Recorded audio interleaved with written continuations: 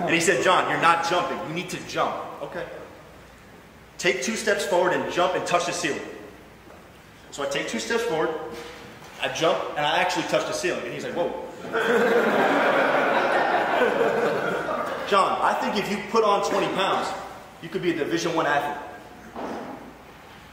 Now, my story hasn't mentioned basketball up until this point. And that's because up until this point in my life, not a coach, not a teammate, not a friend ever told me that I'd be a Division I athlete. I was just always a good player who worked his ass off. In a sentence, Steve Hill changed my perspective on what was possible for my potential. People don't care how much you know until they know how much you care. Coaches like Will Morris, like John Patrizzo, like Coach Ripito, who's answered thousands of questions for longer than I've been alive, have a genuine and uncommon amount of care in what they do. And what you guys do as coaches is you change the trajectory of people's lives. I am one of those lives that's been changed, so thank you. Do you guys remember your first time? The first time you saw the word starting strength. For me, it was because of my brother Lewis. He's a Green Beret. He just got back from serving overseas 2 days ago.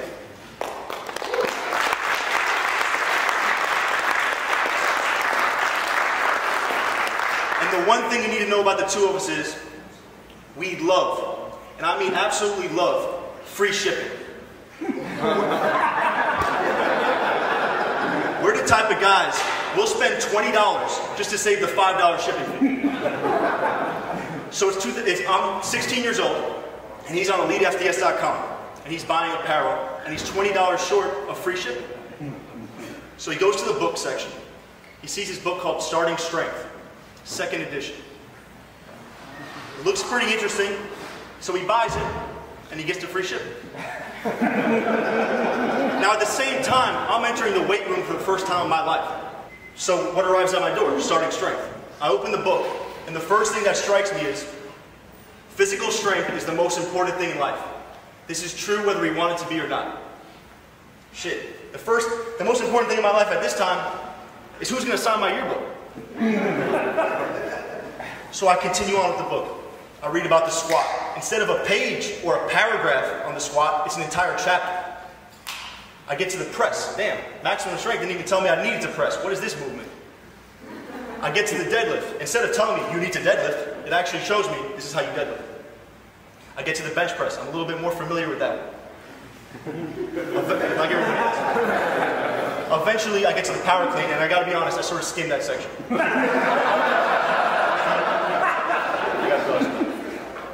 But eventually, I finished the book, and I realized I need to start my LP.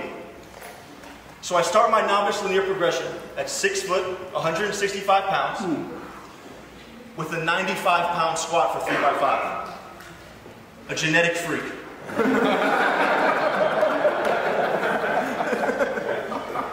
Now a month goes by, and my brother sees me in our garage gym. And mind you, a month ago he saw me squatting 90 pounds about 3 inches above parallel.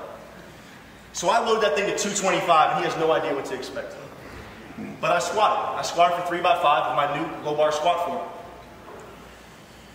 And he looks at me and he says, "What the fuck program have you been on?" Starting Strength. And the next day, he starts the program. And the one thing about us is we don't do things half-assedly. So he immediately tells me, "John, we need to go to a Starting Strength squat camp." Okay. But we don't stop there. We sign up for a Starting Strength seminar.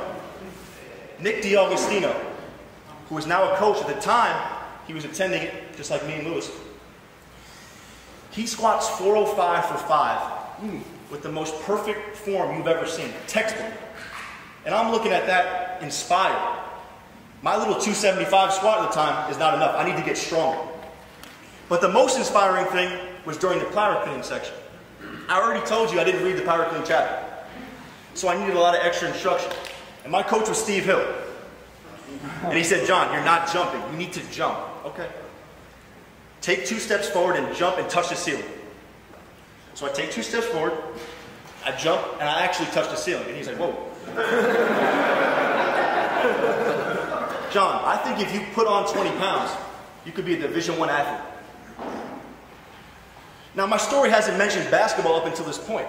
And that's because up until this point in my life, not a coach, not a teammate, not a friend ever told me that I'd be a Division I athlete.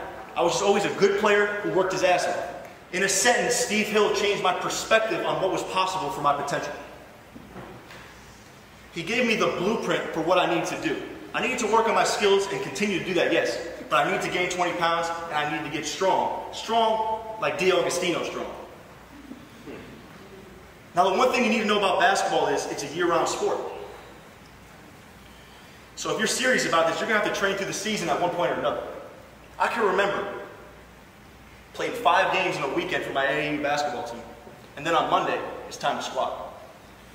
So I go into my gym, the bar at this point, about 3:30. And I'm wondering, is this going to crush me? Is this the day my LP is finally over? But you do the weight. Because learning how to suffer and working your ass off are the basic requirements for being a competitive athlete. I don't get to walk in the gym on Monday and say, you know what, my shin hurts. I'm going to work up to an RPE 6 today. My shin hurts. I'm going to take it easy today. You squat the weight, you add the 5 pounds, and you continue the progression. Now, my junior year of high school, in the practice before our second game, I get elbowed in my quad, my right quad. And I can't bend my leg. But the next day I said, I'm going to play in the game anyway. So I play in the game. And the third play of the game, I'm on a fast break. Catch the ball, going up for a routine layup. Torn ACL. Now, your junior year of high school is your most important year as a high school basketball player in order to get in contact with coaches. In an instant, it's gone.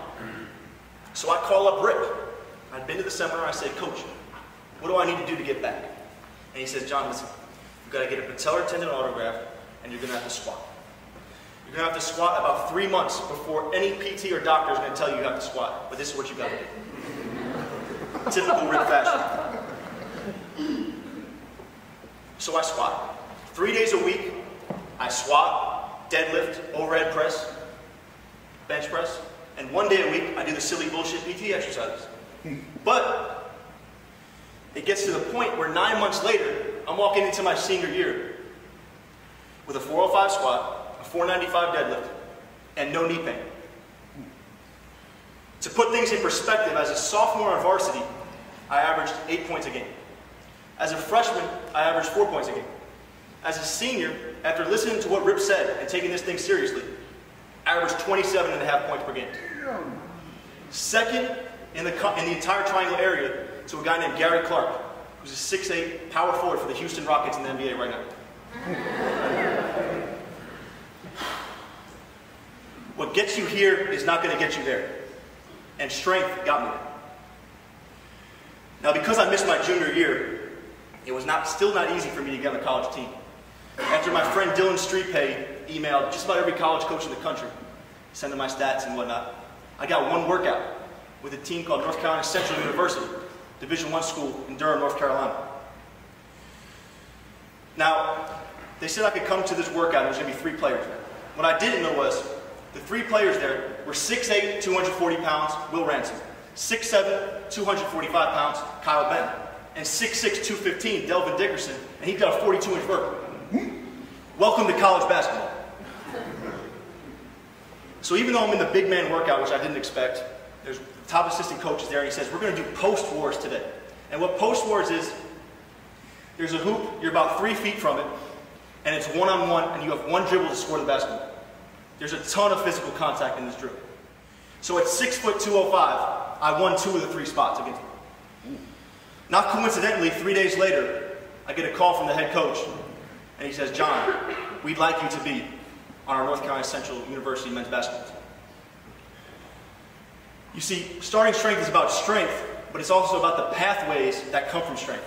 For me, I walked into that tryout, that workout, I walked into it confident because I had trained and I was ready for whatever they threw at me.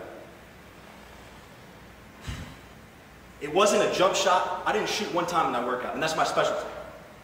It wasn't a fancy dribbling drill. It wasn't a speed ladder that got me there. It was the barbell that literally earned my spot at the D1 level. Now the LP, one thing about the LP and barbell training in general, it teaches patience. We all want to squat 405 for 5 that first day. I want to add 20 pounds and I want to get there next week. But we learn you can't do it. You have to be patient. You have to watch film of yourself. You have to seek out coaching. You have to be coachable. And you have to learn from the people that have done it before you. As a basketball player, especially at the college level, you want to be starting in a game, in a championship game, where if you win, the confetti is going to fall down on you. That's what you're thinking about. But you have to be patient. You have to watch film of yourself. You have to seek out coaching. You have to be coachable. And you have to learn from the people who came before you. You see, my first year at Central, I didn't play much. We had 7 seniors ahead of me. But we won our conference championship, and we advanced to the NCAA tournament, also known as March Madness. And I learned. We walked into my sophomore year, and I still wasn't playing much. Until, after struggling from losing all those seniors, I get a call. My assistant coach calls me with 12 games left in the season. And he says, John, you're going to start tomorrow. Be ready. I end up starting the rest of the season. Walk into our conference tournament, and we have to win 4 games in 4 days in order to win our championship, which is our goal every year. And our first game is against Coppin State. And their head coach is a guy I mentioned earlier. His name is Juan Dixon, the same guy I used to pretend to be outside of my house. And we kicked Juan Dixon's ass. Play Savannah State the next day, we kicked their ass. Play Morgan State. I believe their starting strength coach, Tom DeStasio, is their strength coach. We kick his ass too. Gets to the point where it's a championship game on Saturday. And we're playing Hampton University, the 1 seed. Mind you, we're the 6 seed. They beat us by 25 points earlier in the season. Huge underdogs. This is what I like to call my Kirk Karwoski glove box moment. Now, if you didn't watch his speech, he said sometimes you got to go in your car, you got to open the glove box, you got to grab your balls, and you got to perform. And that's what I did. I had 12 points, 5 rebounds, 2 3-pointers, the best game of my college career, and we beat Hampton University. We win the championship, and I'm on the court. And the confetti's falling down. I look to my right, and my mother and father are sitting courtside. I run over to them, I embrace them, I hug them. We did it. And that moment is the most proud I've ever been in my life, and it's the moment I'm most grateful for. And to think, it all came from a guy looking for free shipping. Now yes, the LP barbell training will teach you patience, but it will also teach you about commitment. I'd love to tell you I came into the next season and everything went great, but that would be a lie. While we won our 3rd conference championship in 3 years, our school's first ever team to have a 3-peat, there was a lot of adversity. Got to the point where I was running in games and my back would seize up, and my hip would seize up, and I'd be like, Coach, I need to sub. And I was withholding symptoms from my athletic trainer. I never told him about the tingling in the foot. I just said, no, I'll be good tomorrow. All right. Gets to the point where after the season, the symptoms are still there.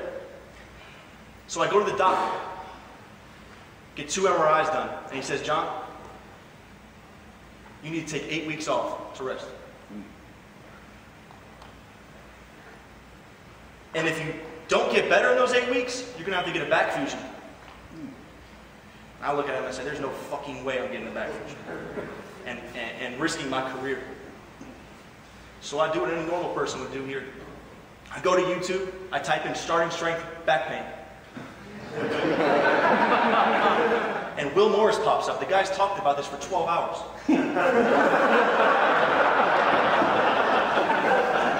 Sorry to say, I only watched about 3 before I said, all right, I get the drift. But,